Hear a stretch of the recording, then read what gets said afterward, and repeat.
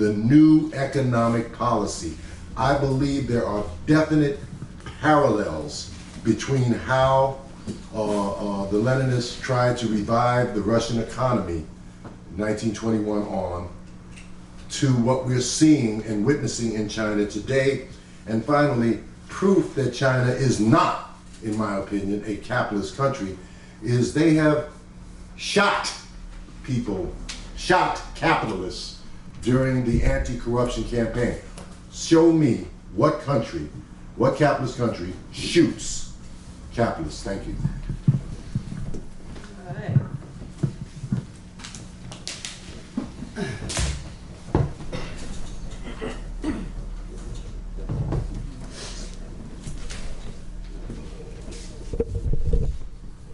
Okay.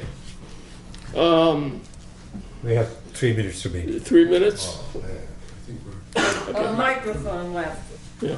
We have another half hour. It's true that I agree about that the capitalists look for the weaknesses, okay, and that they concentrate on attacking the weaknesses. This was done in the Soviet Union.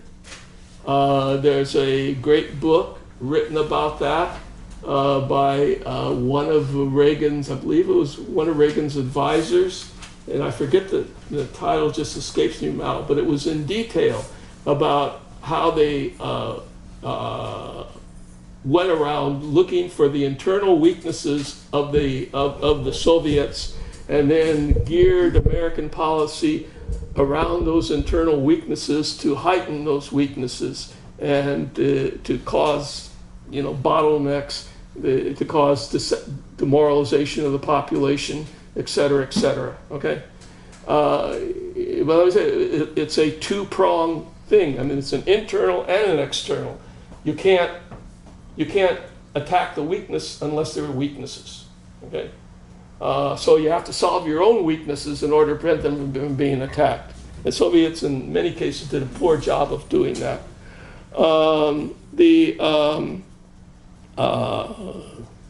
NEP in China.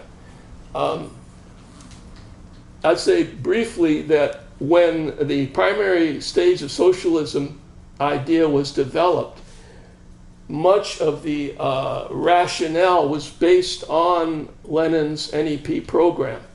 Okay?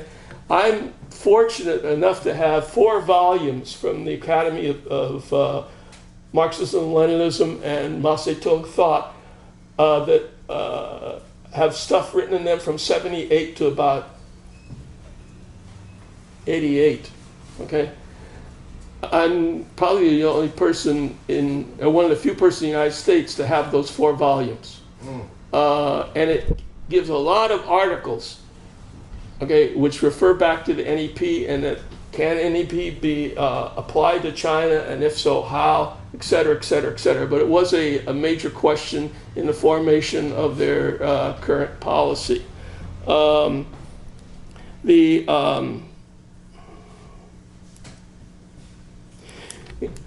China being socialist, I'll just give you my position, all right? I'll go with that. China's not a socialist society. The economy is a mixed economy, right? All right, which there are socialists, capitalists, petty bourgeois, etc. elements of it, just like there were in the NEP period. Okay, what makes China socialist to me is the state. Exactly. Right, the state, and of course the party related to the state. But okay, it's what's gearing it along certain lines in a certain direction.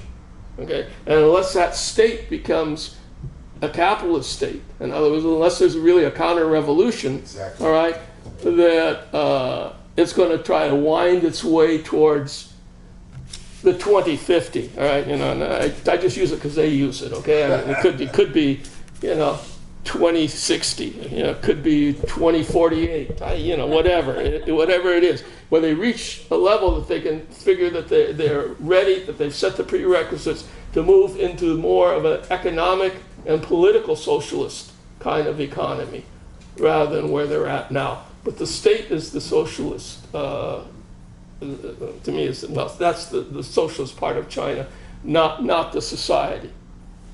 Okay, the time is up, and Could we just let Richard? No, no. it's not up. time is up. Sorry, It's but just that time is up to you.